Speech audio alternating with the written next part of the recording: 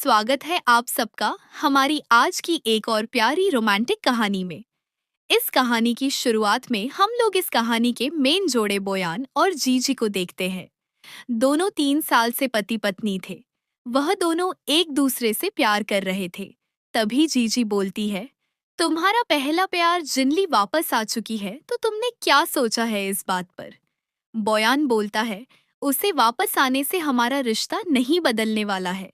जीजी सोचती है वैसे भी उनकी शादी तो सिर्फ एक समझौता थी। दोनों ने समझौता वाली शादी की थी। लेकिन अब जीजी को बोयान से जो प्यार हो गया था, बहुत ज्यादा वाला, वह कभी बोयान को बताती नहीं है। क्योंकि वह जानती थी कि वह किसी और लड़की से प्यार करता है। वह दोनों यहाँ पर एक दूसरे से प्यार करते हैं। अगली सुबह जीजी की नींद खुलती है तो वह देखती है कि बोयान तैयार हो रहा है। वह उसे बोलता है, हर महीने की तरह इस महीने भी तुम्हारा पैसा मैंने तुम्हें दे दिया है। हर महीने जीजी को उसकी बीवी का रोल प्ले करने के लिए बोयान पैसे दिया करता था। जीजी भी ओके में जवाब दे देती है। बोयान बोलता है, याद रहे दवा खा लेना। तुम्हें पता है ना, मुझे बच्चे पसंद नहीं है। जीजी मन ही मन सोचती है, उसे मेरे साथ बच्चे पसंद नहीं है। वह तो जिनाली से प्यार करता है ना। बोयान वहां से जा चुका था। जीजी ऑफिस पहुंचती है। ऑफिस की लड़कियां आपस में बात कर रही थीं। उन्हें भी पता चलता है कि बोयान का पहला प्यार वापस आ चुका है। दोनों आपस में शर्त लगा रही थी कि बोयान जिनली के पास वापस जाएगा या नहीं। वह दोनों की शादी होने वाली थी, लेकिन जिनली शादी वाले दिन उसे छोड़ करके विदेश चली गई थी। जीजी उनकी बातों को सुनती है। वह भी उस शर्त में शामिल होती है और कहती है, मुझे पूरा भरोसा है बोयान जीजी को वापस से अपनी जिंदगी में लेकर के आएगा। अब वह लोग इस बात को सुन करके चौंक जाते हैं। फिर जीजी इतनी ज्यादा शोर कैसे हैं इस बात को लेकर के। तभी वहां पर बोयान आता है और वह जीजी को अपने ऑफिस में आने के लिए बोलता है। जब जीजी ऑफिस में जाती है तब वह उससे पूछता है कि वह किस बात पर शर्त लगा रही थी। जीजी बोलती है वही सच जो बोयान और जीजी को एक करने के बारे में था। बोयान बोलता है, आज का मेरा सारा मीटिंग बंद कर दो और बहुत खूबसूरत फूलों का गुलदस्ता ऑर्डर करो और एक होटल में प्राइवेट रूम भी बुक करो। जीजी समझ जाती है कि यह सब कुछ वह जिनली के लिए कर रहा है। वह भी सेक्रेटरी होने के नाते उसकी बात मान जाती है। बोयान सोचता है 3 सालों में जीजी ने बिल्कुल भी उसे प्यार नहीं किया। शायद वह उससे कभी प्यार करने भी न वाली है। वह वहां से चली जाती है। शाम में वह अपनी इकलौती दोस्त के साथ थी, जो कि जीजी का मूड ठीक करने के लिए कुछ लड़कों को क्लब में उसने बुलाया हुआ था। यहाँ पर जीजी ऐसा नहीं करना चाहती थी, लेकिन उसकी दोस्त उससे कहती है, तुम्हें भी मजा करने का पूरा हक है।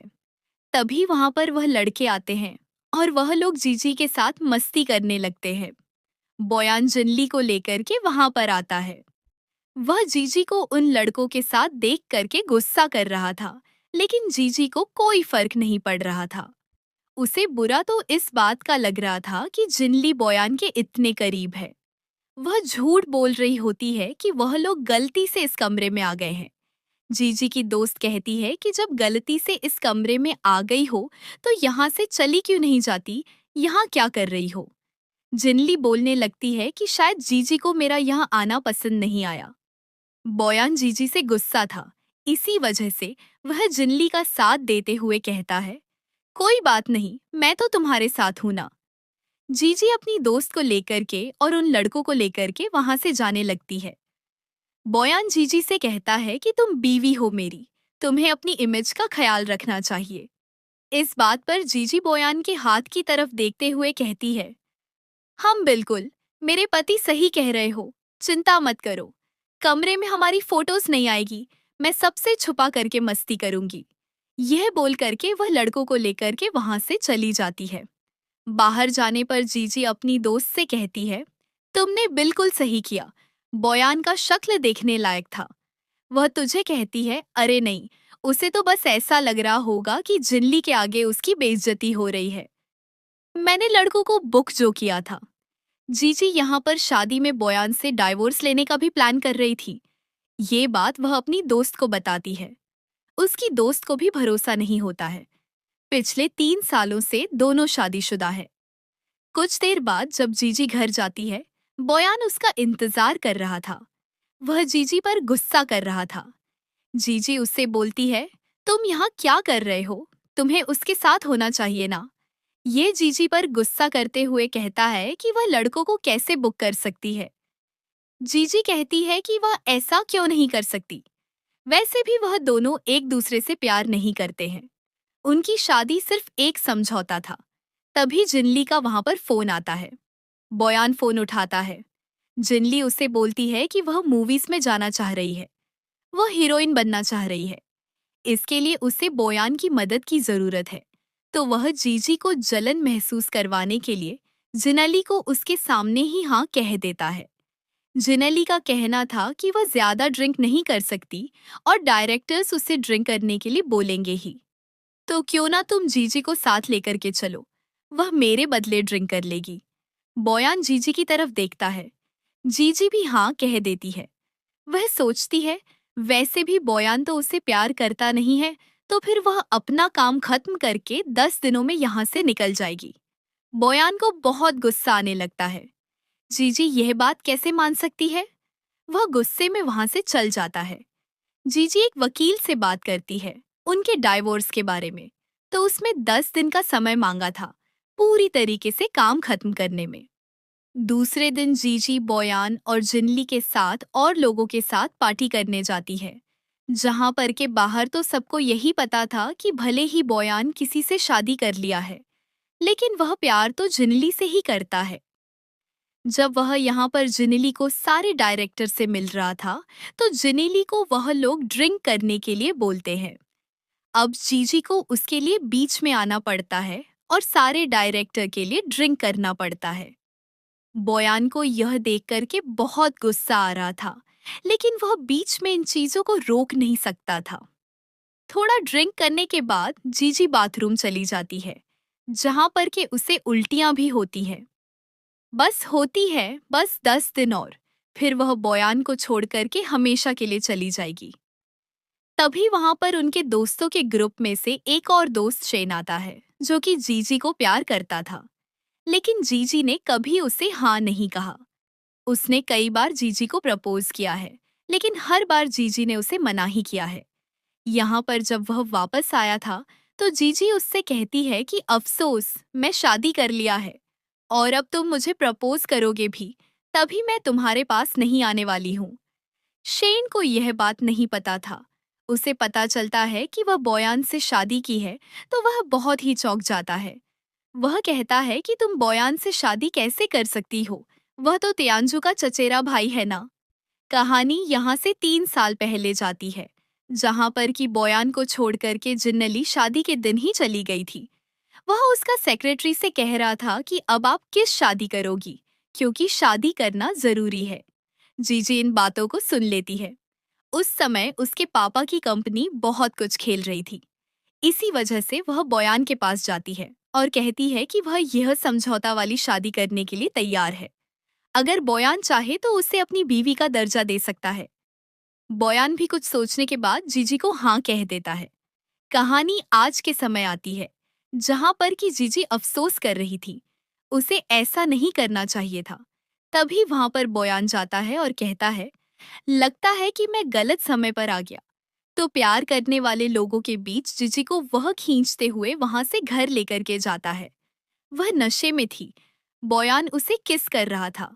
जीजी उसे थप्पड़ मार देती है और कहती है, तुम कितने घटिया इंसान हो, यह मैं कभी सोचा भी नहीं था। मैं तुम्हारे जैसे इंसान के साथ रह रही थी। बोयान उससे माफी मांगने के बजाय जलन में और ज्यादा जीजी के साथ बुरा व्यवहार करने लगता है। यहाँ पर उसे फोन आता है और उसे पार्टी में बुलाया गया था। वह जीजी को कहता है कि वह जिनली को पार्टी में लेकर के जा रहा है। जीजी का दिल टूट जाता है। बीवी वह उसकी है और उसका पति किसी और लड़की को अपनी गर्लफ्रेंड बना करके, अपनी पार्टनर बन करके पार्टी में लेकर के जा रहे हैं। जीजी सोचती है कुछ ज्यादा ही उम्मीद कर रही थी। तभी उसे शेन का मैसेज आता है। यह देखकर बोयान गुस्सा करने लगता है, लेकिन जीजी अपना फोन लेकर के वहां से चली जाती है।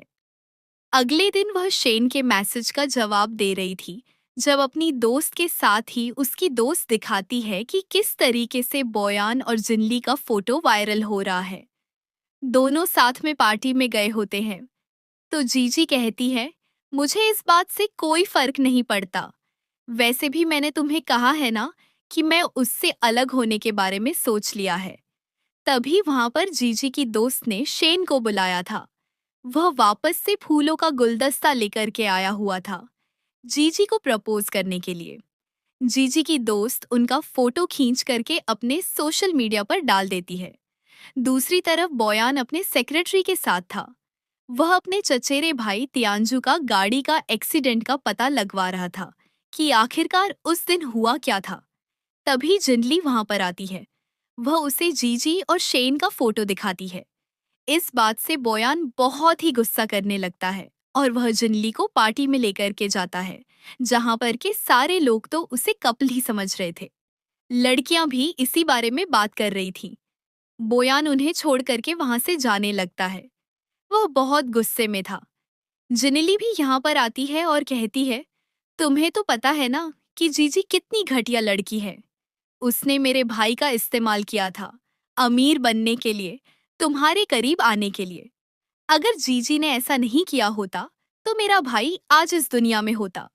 तुम्हें जीजी को छोड़ देना चाहिए। असल में सच यह था कि वह बोयान से कोई प्यार नहीं करती थी। वह तो बस जीजी से नफरत करती थी, क्योंकि उसे ऐसा लगता था कि उसी की वजह से उसके भाई तियांजू की जान गई है और उसी का बदला लेने के लिए वह वापस से बोयान के करीब जाने की कोशिश कर रही थी, ताकि जीजी से उसे छीन सके, जिससे कि वह इतना प्यार करती है।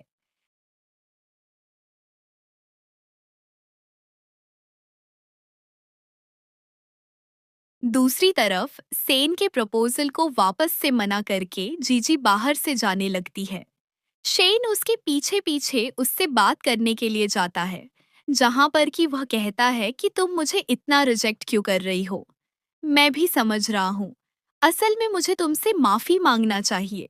अगर उस दिन तुम मुझे फोन नहीं करती मुझे बचाने के लिए, तो शायद यह सब कुछ तुम्हारे साथ नहीं होता और तियांजू भी आज जिंदा होता। तो मुझे सच क्यों नहीं बता देती हो? आखिरकार उस दिन क्या हुआ था? जीजी कहती है, जो सामने है वही सच है। मुझे इसके अलावा और किसी को कुछ भी नहीं कहना है। कहानी यहाँ से वक्त में पीछे जाती है, जहाँ पर कि उस दिन वह तियांजू के साथ कार में थी। तियांजू जो उससे कहता है कि वह जीजी से बहुत ही प्यार करता है, लेकिन उसे पता है कि वह शेन से प्यार करती है। जीजी उसे समझा रही थी कि सेन उसका सिर्फ दोस्त है, वह उससे प्यार नहीं करती। लेकिन तियांजू पागलों की तरह व्यवहार करने लगता है। वह जीजी को झूठ बोल देता है कि उसने शेन की कार खराब कर दी है और जल्दी ही उसका एक्सीडेंट होने वाला है। इस बात से जीजी घबरा जाती है और सेन को फोन करती है, लेकिन तियांजू ने मजाक किया था। वह सिर्फ जीजी को परेशान करना चाह रहा था।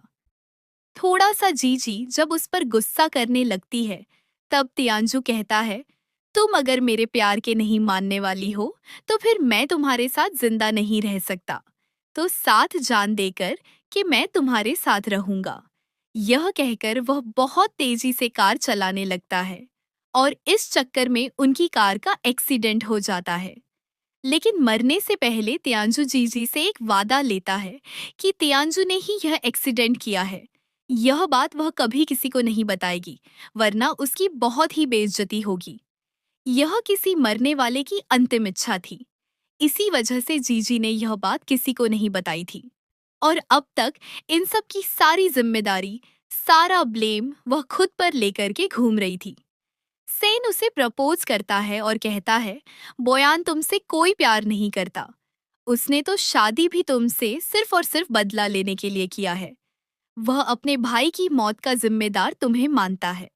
यह बात सुनकर जीजी काफी शॉक हो जाती है। घर जाकर के अपने कमरे में लगे फोटो को देखती है। जब वह चीजों को देख रही थी तो वह समझ जाती है कि सेन का कहना सही है। बोयान मुझसे प्यार नहीं करता है। वह तो तियांजू के वजह से मुझसे शादी किया है, क्योंकि तियांजू उसका चचेरा भाई था। उसका दिल टूट जाता है और वह जल्दी ही बोयान से अलग होना चाहती है। बोयान यहाँ पर आता है। जीजी उससे कहती है, तुम यहाँ क्या कर रहे हो? तुम्हें तो अपने प्यार जिनली के साथ उस पार्टी में होना चाहिए।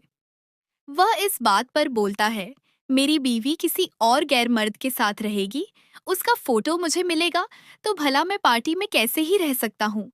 जीजी हंसते हुए कहती है, क्या फर्क पड़ता है? वैसे भी तो हमारी सिर्फ शादी समझौते की है ना। बोयान यहाँ पर जीजी से बहुत ही गुस्सा था। वह उसे किस कर रहा होता है। जीजी भी उस पर भड़क जाती है।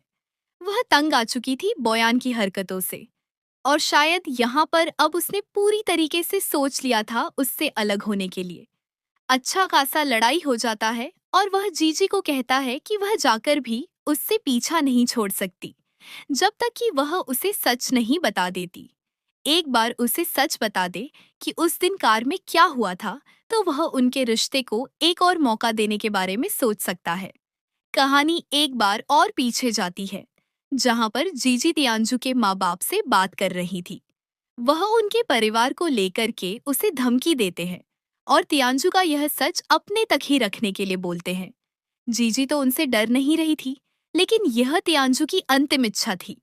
इसी वजह से वह उसके माँ बाप की बात मान जाती है, यह कहते हुए कि ठीक है, और उनकी बात मानने के लिए तैयार है। आज के समय में वह बोयान को सच बताने के लिए मना कर देती है और कहती है, तुम्हें जो सामने दिख रहा है वही सच है। बोयान का दिल टूट जाता है और वह वहां से चल जाता है। अगले दिन जीजी को बोयान की बीवी बनकर उसके परिवार वालों से मिलने जाना था। बोयान की माँ यहाँ पर बहुत ही गुस्सा कर रही थी और बोल रही थी, तुम ऐसे कपड़े पहन करके कैसे आ सकती हो? तुम्हें अपने से बड़े लोगों से मिलना है। पहले पहले जीजी बोयान के साथ रहना चाहती थी, उसके हिसाब से चीज किया करती थी, लेकिन अब अपने हिसाब से जिंदगी जी रही थी। जीजी कहती है, क्या खराब है इन कपड़ों में? वह अपने पसंद के कपड़े पहनी है, मुझे तो इसमें कुछ भी खराबी नहीं लग रहा है। तभी वहां पर बोयान की बहन भी आती है, जो कि उसे पसंद नहीं करती थी और वह चाहती थी कि बोयान की शादी जिनली से हो। वह भी जीजी की बेइज्जती करते हुए कहती है, हम बस बहुत हो गया, अब मेरे भाई की बीवी की जगह तुम्हें छोड़नी होगी। मेरे होने वाली भाभी जी वापस आ चुकी है। जीजी यह कहकर छोड़ने के लिए तैयार हूँ, मुझे कोई दिक्कत नहीं है। तुम लोग चाहे तो उसकी शादी जिनली से कर सकती हो। जब बोयान की बहन जीजी के माँ बाप का बेइज्जती कर रही थी, तब वह यह चीज बर्दाश्त नहीं कर पाती और उसे थप्पड़ लगा देती है। सबको लग रहा था कि आज जीजी का व्यवहार इतना बदला बदला सा क्यों है। तभी यहाँ पर बोयान आ जाता है। उसने जीजी की सारी बातों को सुन लिया था। उसकी माँ नहीं चाहती थी कि वह तियांजू के पापा का मूड खराब करे, क्योंकि वह यहाँ पर कॉन्ट्रैक्ट के लिए आए हुए थे। इसी वजह से वह बातों को बदल देती है। बोयान और तियांजू के पापा आते हैं और वह लोग यहाँ पर कॉन्ट्रैक्ट वगैरह साइन करके वहां से जाने लगते हैं। जीजी बोयान से कहती है, हमारे बीच बात सिर्फ तुम्हारे परिवार को संभालने के लिए थी। अब जब मैं तुम्हारे परिवार को संभाल रही हूँ, तो तुम्हें अपने पैसे को डबल करना पड़ेगा, तो उस हिसाब से मुझे पैसे दे देना। यह कहकर वह वहां से निकल जाती है। शाम में वह अपने दोस्त के साथ पार्टी करने के लिए जाती है, जहां पर कि वह खुद को खुश रखने का कोशिश कर रही थी, यह सोचते हुए कि जल्दी ही दोनों अलग अलग होने वाले हैं। तभी जिनेली वहां पर बोयान की बहन के साथ आ जाती है। वह कहने लगती है कि वह तो यहाँ पर बोयान और कुछ डायरेक्टर से मिलने के लिए आई है। जीजी उसे गलत न समझे। जीजी कहती है, अरे नहीं नहीं बहन, बोलो, मैं क्यों गलत समझूंगी। वह तो उन्हें इग्नोर करके वहां से जा रही थी, लेकिन बोयान की बहन जानबूझकर के जीजी की बेइज्जती करते हुए बोयान को फोन करके झूठ बोल देती है कि यहाँ पर जीजी जिनली को परेशान कर रही है, जल्दी आने के लिए। बोयान इसी क्लब में था, तो यहाँ पर आ भी जाता है। दोनों यहाँ पर बोयान से कंप्लेंट कर रहे थे। सबको लगा था कि वह जिनली को सपोर्ट करने वाला है, लेकिन वह अपनी बहन को डांटते हुए कहता है कि जीजी से दूर रहने के लिए मैंने बोला है ना, और दोनों को वहां से जाने के लिए बोलता है। उनके जाने के बाद जीजी अपने दोस्त के साथ क्लब में मस्ती करने के लिए चली जाती है। काफी देर बाद वह घर लौटती है, अपना काम कर रही थी। तभी वहां पर नशे के हालात में बोयान आता है। जीजी उसे पीछा छुड़ाकर कमरे में जाने का कोशिश कर रही थी, लेकिन तभी बोयान वहां आकर उसे किस करने लगता है और इस बात पर जीजी उससे गुस्सा हो जाती है। उसे थप्पड़ मारते हुए कहती है, आंखें खोलो, मैं जिनली नहीं हूँ, मैं जीजी हूँ। अगर तुम्हें प्यार चाहिए तो जिनली के पास जाओ, यहाँ नहीं। वह उससे कहता है कि तुम कितनी घटिया हो, मुझे सही से बातों का जवाब नहीं देती हो। अगले दिन का सीन हमें दिखाया जाता है, जहां पर कि तियांजू के पापा थे।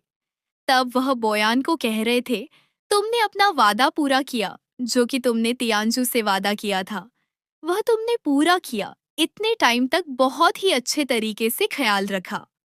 अब तुम्हें अपनी शादी को अनाउंस करने का वक्त आ चुका है, लेकिन तुम्हें पता है ना कि उसमें नाम किसका होना चाहिए। बोयान कुछ भी नहीं बोलता है।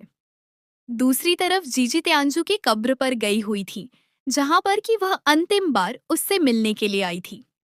तभी जिनली वहां पर आ जाती है और कहती है कि तुम्हारी हिम्मत कैसे हुई मेरे भाई के कब्र पर आने की।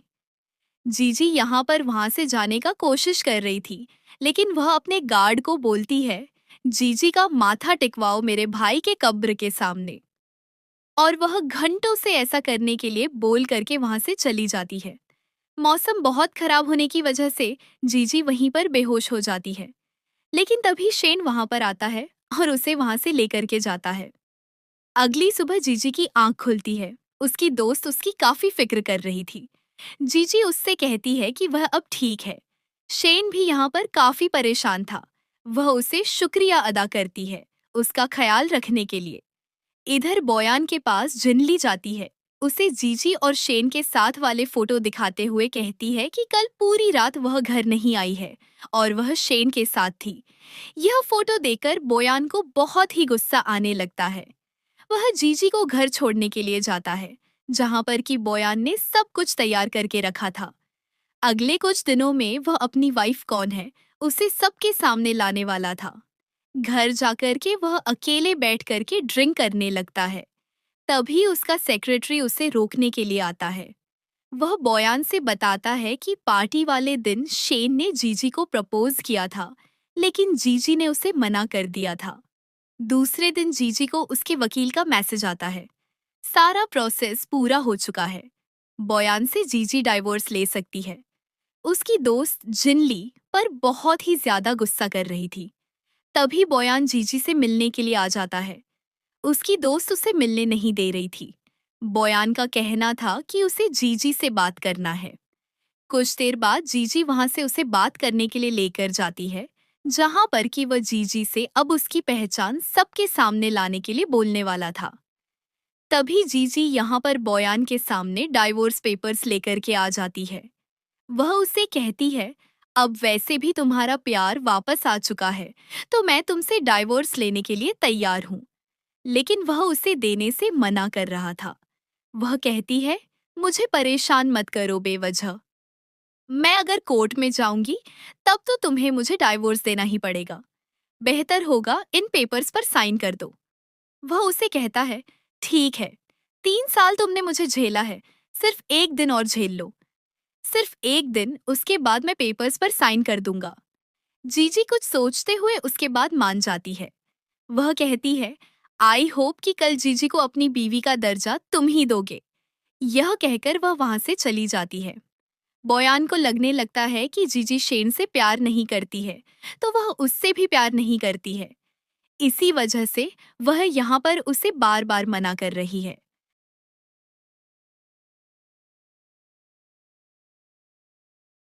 जीजी अपनी दोस्त से मिलने के लिए जाती है। वह तो बोयान को काफी उल्टा सीधा बोल रही थी, जहां पर कि जीजी से वह पूछता है, वह 2 साल तक बोयान के साथ थी, क्या वह सच में उससे प्यार नहीं करती है? जीजी कहती रहती है, अब इन बातों से क्या ही फर्क पड़ता है। तभी वहां पर उसे बोयान के सेक्रेटरी का फोन आता है। वह उसे कहता है कि बोयान ने आपको एक पार्टी में बुलाया है, जहां पर जीजी को यह लग रहा था कि बोयान जीजी की आइडेंटिटी को सबके सामने लाने वाला है। वह जीजी के लिए एड्रेस तैयार करके रखा था, जिसे सोचती है कोई बात नहीं, अगर वह वही सोचता है तो वही सही है। बस पार्टी में जाने के लिए तैयार हो जाती है। जब वह तैयार होकर वहां पर जाती है तो बयान उसे देखते रह जाता है। लेकिन उनके बीच यह बात थी कि जब भी ऐसा कुछ होगा तो जीजी एक वाइट ड्रेस में वहां पर आएगी। लेकिन जीजी ने जानबूझकर वाइट ड्रेस नहीं पहना था, क्योंकि वह दुल्हन थोड़ी बनने वाली थी। वह अकेले ही ड्रिंक कर रही थी। आसपास की लड़कियां सारी इसी बारे में बात कर रही थीं कि वह आज जीजी को मारने वाला है। तभी वहां पर उसकी बहन आ जाती है और जीजी का इंसल्ट करते हुए कहती है, आज तुम्हारी औकात पता चलेगी। मेरा भाई भाभी जिनली को सबके सामने लाने वाला है। तुम्हारा शक्ल तो देखने लायक था। जीजी यहाँ पर सब कुछ झेल रही थी, लेकिन जब बोयान की बहन हद से ज्यादा बोलने लगती है तो वह उसे थप्पड़ मार देती है। वह गार्डों को बुलाती है और किसी को कहती है कि जीजी परेशान कर रही है, लेकिन तब तक बोयान वहां पर आ जाता है। वह अपनी बहन को थप्पड़ मारते हुए बाहर जाने के लिए कहता है। जीजी बोयान के जैकेट पर लगा फूल देखती है और यह सोचती है कि यह तो उनके बीच की बात थी कि जीजी को लाल कलर का गुलाब कितना पसंद है। जब वह पार्टी में देखती है कि सब कुछ उसकी पसंद का है तो वह खुश होने लगती है कि शायद ये प्रपोजल बयान उसके लिए बुलाया है। लेकिन इससे पहले कि बयान असल में कुछ कहता, जिनाली वहां पर सफेद कपड़ों में फूलों का गुलदस्ता ली हुए आ जाती है। जीजी सोचने लगती है कि शायद वह ज्यादा सोच रही है। बयान स्टेज पर चला जाता है। जिन्नेली जानबूझकर जीजी से कहती है, अच्छा हुआ जो तुम रुक गई। अब देख कर जाना किस तरीके से बयान मेरे बारे में यहाँ पर सबको बता रहा है। जीजी सोचती है कि बयान से अब रिश्ता तोड़ने का वक्त आ चुका है और वह उसकी दी गई अंगूठी खोलकर वहीं रख देती है। वह जैसे ही स्टेज पर जाकर सबको जीजी के बारे में बताने वाला था, तभी एक वेटर आकर जीजी को बयान की तरफ से नोट देता है कि वह कमरे में जाकर इंतजार करे। जीजी को लगने लगता है कि शायद वह यह नहीं चाहता कि वह उसके और जिनली के बीच में आए। वह उठकर वहां से चली जाती है। बयान यहाँ पर जीजी का नाम लेने ही वाला था कि उसने देखा जीजी तो वहां पर है ही नहीं और बीच में जिनली जानबूझकर बयान की पार्टनर बनकर चली जाती है। जिस वजह से बयान को यह लगने लगता है कि जीजी नहीं चाहती कि वह अनाउंस करे कि वह उसकी बीवी है। यहाँ पर दोनों के बीच गलतफहमी पैदा हो जाती है। यह सब कुछ जिनाली ने किया था। जीजी उस कमरे में चली जाती है आराम करने के लिए। उसने अपनी तरफ से डिवोर्स पेपर पर साइन कर दिया था और वह वहां से निकल जाती है। उसकी दोस्त उसे अपने घर लेकर जाती है और वह जीजी का ख्याल कर रही थी।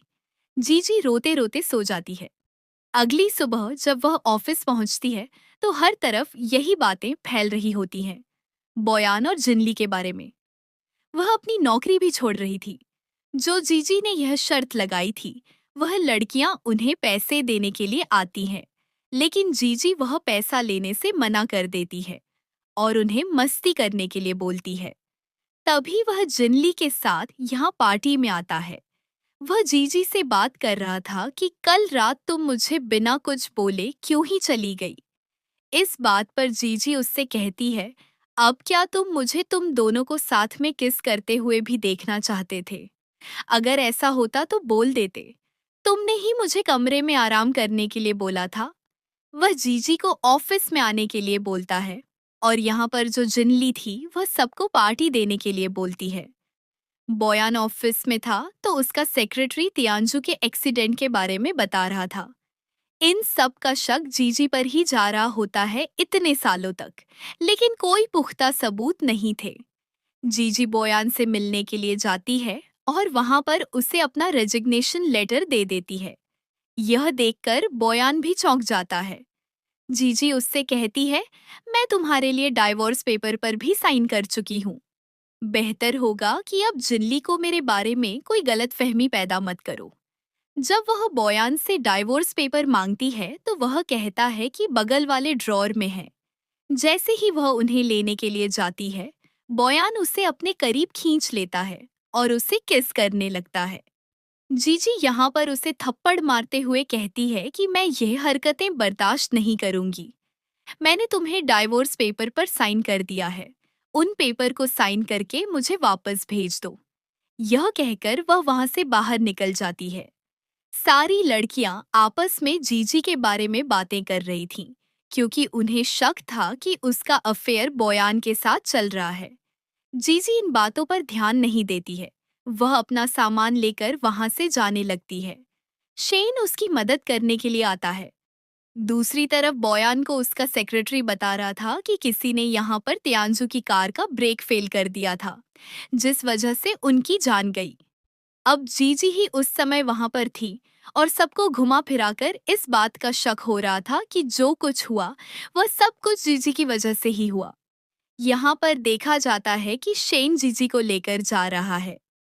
बोयान गुस्से में आकर जीजी को जबरदस्ती निकलवाने के बारे में सोच लेता है।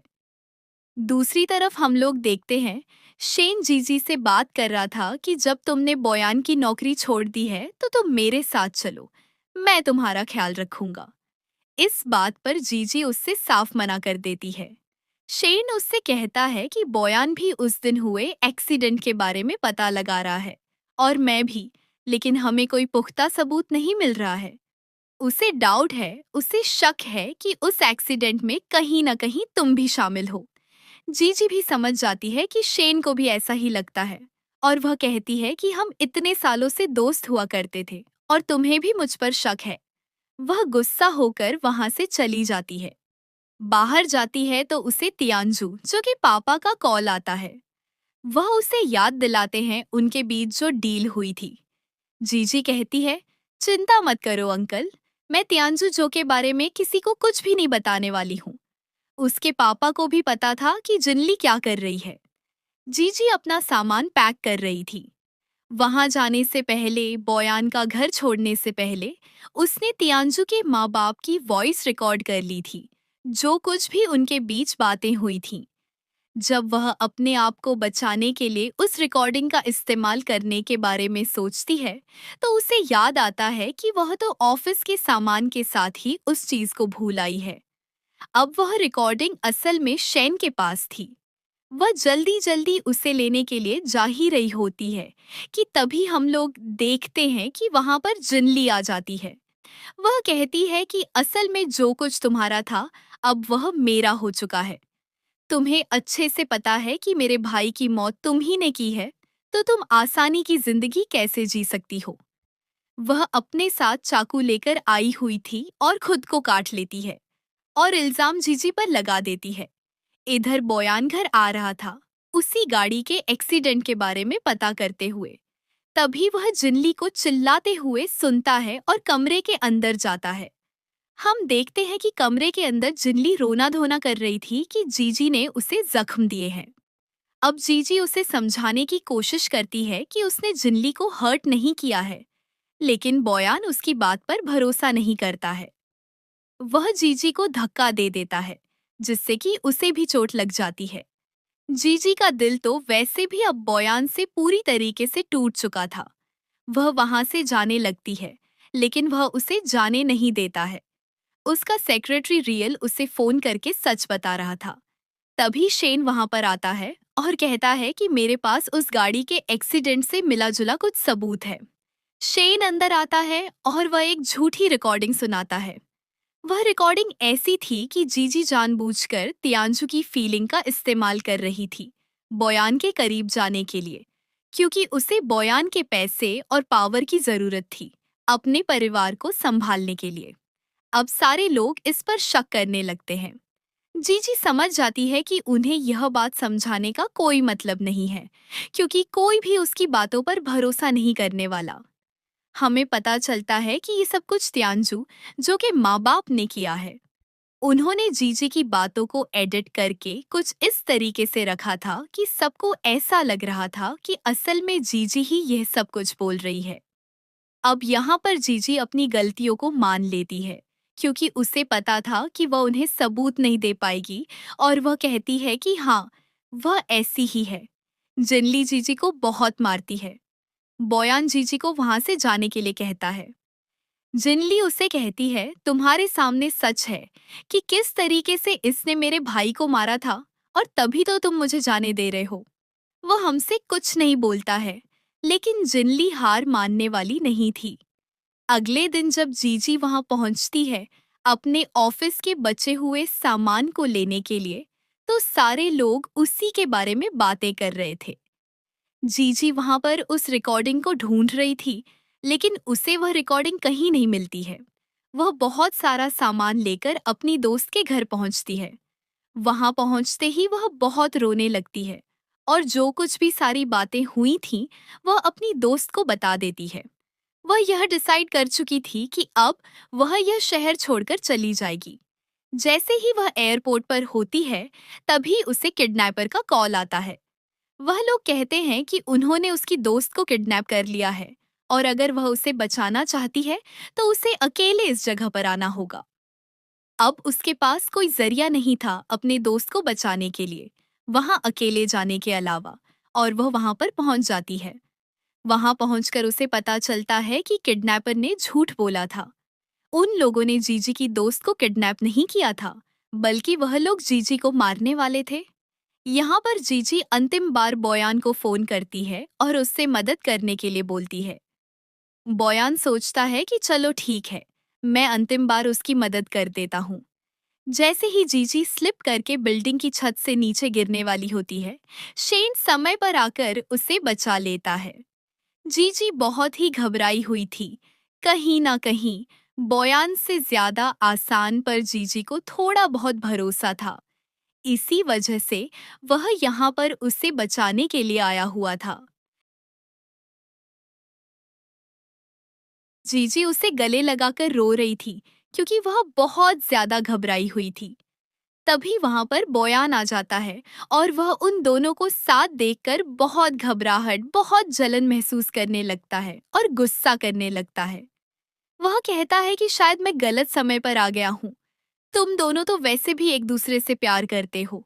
आज तक तो सिर्फ तुमने मेरा इस्तेमाल ही किया है। जीजी उससे कहती है, तुम्हें मैं इतनी घटिया लगती हूँ? तुम्हें सच में लगता है कि मैं यहाँ पर यह सब कुछ जानबूझकर कर रही हूँ? वह कहता है, और नहीं तो क्या, तुमसे घटिया लड़की तो मेरी जिंदगी में कभी नहीं आई थी। जीजी कहती है, ठीक है, अगर मैं सच में छत से कूद जाऊंगी तो क्या तुम्हें इस बात का भरोसा हो जाएगा? दूसरी तरफ हम लोग देखते हैं कि बोयान का सेक्रेटरी जब जीजी की बाकी चीजों को हटा रहा था, तब उसे वह असली रिकॉर्डर मिलता है। वह उस रिकॉर्डिंग को सुनकर बहुत चौंक जाता है। इधर जीजी सच में छत से कूदने वाली थी, लेकिन बोयान ऐसा दिखाता है कि तुम जियो या मरो, मुझे इस बात से कोई फर्क नहीं पड़ता। यह कहकर वह वहां से जाने लगता है। उधर शेन जीजी को छत से कूदने से मना कर रहा था। जीजी उसे वहां से जाने के लिए बोल देती है, यह कहते हुए कि वह अकेले रहना चाहती है। शेन चुपचाप वहां से चला जाता है। बोयान भी वहां से निकल ही रहा था, तभी उसे उसके सेक्रेटरी का फोन आता है।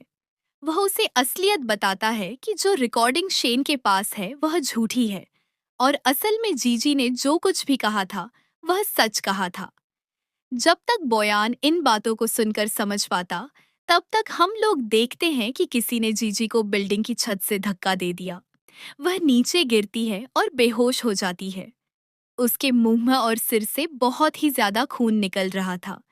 यह देखकर बोयान बहुत ज्यादा घबरा जाता है और जल्दी जल्दी एम्बुलेंस को कॉल करके जीजी को अस्पताल लेकर जाता है, जहां पर डॉक्टर जीजी की जान बचाने में लगे हुए थे।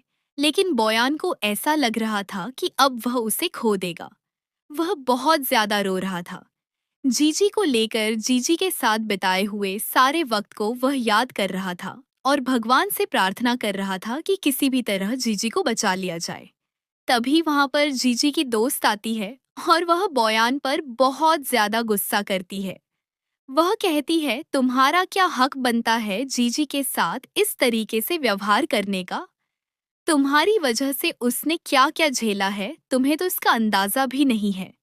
जीजी की दोस्त को यह बात पता थी कि जीजी बोयान से सच में प्यार करती थी और बहुत ही लंबे समय से करती आ रही थी। थोड़ी देर बाद डॉक्टर यहाँ पर बताते हैं कि जीजी की जान अब खतरे से बाहर है, लेकिन वह अभी कोमा में है। जब तक उसे होश नहीं आएगा तब तक वह लोग कुछ भी नहीं कह सकते हैं। यह सुनकर उसकी दोस्त बोयान पर और ज्यादा गुस्सा करने लगती है। वह कहती है तुम उसकी जिंदगी के सबसे घटिया इंसान हो। जब तक जीजी को होश नहीं आता, बोयान बहुत ज्यादा परेशान रहता है। तभी वहां पर जिनली आती है और कहती है, अच्छा ही होता अगर वह मर ही जाती। उसने मेरे भाई को मारा था और उसे जिंदा रहने का कोई हक नहीं है। जीजी के खिलाफ तो सारे सबूत हैं, फिर भी तुम लोग यहाँ पर उसी के बारे में कैसे सोच सकते हो। बोयान गुस्से में उससे कहता है कि तुम बहुत पछताओगी। जिनली गुस्से में जीजी के कमरे में चली जाती है। वह वही कमरा था जहां जीजी की सारी यादें छुपी हुई थीं। वहां वह देखती है कि जब तक वह लोग दोस्त थे, जिनली ने जीजी को जो भी चीजें गिफ्ट दी थीं या फिर जो भी उनकी दोस्ती की निशानियां थीं, जीजी ने अब तक सब कुछ संभाल कर रखा हुआ था। असल में जीजी जिनली को एक अच्छा दोस्त मानती थी। वह बोयान से प्यार करती थी। उसने शेन और तियांजू की फीलिंग को पहले ही मना कर दिया था, लेकिन फिर भी वह लोग उसके पीछे पड़े रहते थे। यह सब देखकर जिनली बहुत चौंक जाती है। जीजी की दोस्त उससे कहती है कि तुम्हें भी इसी बात की गलतफहमी थी। जीजी ने तुम्हें हमेशा ही अपना एक अच्छा दोस्त माना था। लेकिन जिनली इस बात को सच मानने के लिए तैयार नहीं थी। अब सबको धीरे धीरे इस बात का एहसास होने लगता है कि उन्होंने जीजी के साथ कितना गलत किया है। धीरे धीरे दिन बीतते जाते हैं और बोयान 24 घंटे जीजी का ख्याल रखता रहता है। धीरे धीरे दिन बीत रहे थे। तभी एक दिन बोयान को उसके सेक्रेटरी का फोन आता है और बोयान को पूरी सच्चाई पता चल चुकी थी। वह सीधे जिनली के पापा से मिलने के लिए जाता है। जिनली के पापा को भी यह सच पता चल चुका था कि अब बोयान उसे छोड़ने वाला नहीं है। जब यह बात जिनली को पता चलती है कि असल में गलती उसके भाई की ही थी, न कि जीजी की, और वह इतने वक्त से जीजी से नफरत कर रही थी, उसे परेशान करने के लिए, उसे चोट पहुंचाने के लिए जो कुछ भी कर रही थी, वह सब गलत था, तो वह घर छोड़कर चली जाती है। तभी वहां पर बोयान जाता है और वह उसके पापा को सबक सिखाता है। वह कहता है बहुत हो गया, अब मैं तुम्हें और तुम्हारी कंपनी को नहीं छोड़ने वाला हूँ। यहाँ पर जिनली के पापा को जेल लेकर जाया जाता है क्योंकि उन्होंने ही जीजी को छत से धक्का दिया था। अब बोयान हर जगह जीजी को याद करने लगता है। इतने साल जो दोनों ने साथ में वक्त बिताया था, उन्हें याद करके वह रो रहा था। तभी उसे अस्पताल से फोन आता है कि जीजी को होश आ गया है। वह उससे मिलने के लिए जाता है, लेकिन जीजी उससे सीधे मुंह बात नहीं करती। वह कहती है कि वह जिए या मरे, इससे बोयान को कोई मतलब नहीं होना चाहिए, क्योंकि वह अब उसके साथ कोई रिश्ता नहीं रखना चाहती। बोयान उससे कहता है कि वह जानता है कि जीजी उसे कभी माफ नहीं कर सकती और वह माफी भी नहीं मांग रहा है, लेकिन वह हमेशा जीजी के साथ रहेगा और अब वह उसे प्रोटेक्ट करेगा। अगले दिन जब बोयान उसके लिए लंच लेकर आता है, तो जीजी की दोस्त उसे रोक देती है और कहती है कि शायद अब जीजी को तुम्हारी जरूरत नहीं है। उसकी जिंदगी में शेन है जो उसका ख्याल रखने के लिए मौजूद है। अगली रात मौसम बहुत खराब था। खराब मौसम की वजह से जीजी को बुरे सपने आने लगते हैं। वह चीखते हुए जाग जाती है। तभी बोयान उसका ख्याल रखने के लिए आ जाता है। जीजी कहती है, मुझे तुम्हारी जरूरत नहीं है, तुम यहाँ से चले जाओ। लेकिन बोयान उसकी बात नहीं मानता और पूरी रात कमरे के दरवाजे के बाहर बैठा रहता है। इसी तरीके से एक दिन बीतता है, 2 दिन बीतते हैं और एक हफ्ता बीत जाता है। बोयान अस्पताल में ही बना रहता है। एक रात एक इंसान जीजी पर चाकू लेकर हमला करने के लिए आता है, लेकिन तभी बोयान बीच में आ जाता है। पुलिस उसे पकड़कर ले जाती है। जीजी बोयान से कहती है, तुम एक बार ठीक हो जाना, फिर मुझसे मिलने आना। यह सुनकर बोयान बहुत खुश हो जाता है। उसे लगता है कि शायद जीजी ने उसे माफ कर दिया है। लेकिन 2 दिनों बाद जब वह जीजी से मिलने जाता है, तो उसे पता चलता है कि जीजी अस्पताल छोड़कर जा चुकी है। बोयान परेशान हो जाता है और हर जगह उसे ढूंढने लगता है। जीजी अपनी दोस्त के साथ एक प्राइवेट अस्पताल जा रही थी। उसकी दोस्त उससे पूछती है, क्या तुमने सच में सोच लिया है कि तुम बोयान को नहीं बताने वाली हो? जीजी कहती है, किसी भी हालत में नहीं। उसने मेरे साथ जो कुछ किया है, उसके लिए मैं उसे कभी माफ नहीं कर सकती। इसके बाद जीजी कुछ दिन अपनी दोस्त के अस्पताल में बिताती है और फिर वह देश छोड़कर चली जाती है। बोयान को यह बात पता चल जाती है। वह जीजी से मिलने पहुंचता है, घुटनों के बल बैठकर उससे माफी मांगता है और एक मौका देने के लिए कहता है, लेकिन जीजी उसे कोई मौका नहीं देती और उसे छोड़कर चली जाती है। इसके बाद 3 साल बीत जाते हैं। जीजी खुश थी और अकेले अपनी जिंदगी बिता रही थी। तभी एक दिन उसकी दोस्त उससे मिलने आती है और अपने साथ बोयान को भी लेकर आती है। जीजी ने उसे माफ कर दिया था। वहां से दोनों एक हो जाते हैं और हमारी यह कहानी यहीं पर खत्म हो जाती है। अगर आपको यह कहानी अच्छी लगी हो तो वीडियो को लाइक और शेयर करना मत भूलना। चैनल को सब्सक्राइब कर लेना ताकि नई कहानियों के नोटिफिकेशन आपको मिलते रहे। चलिए जल्दी से मिलते हैं हम लोग एक और नई कहानी के हिंदी एक्सप्लेनेशन में।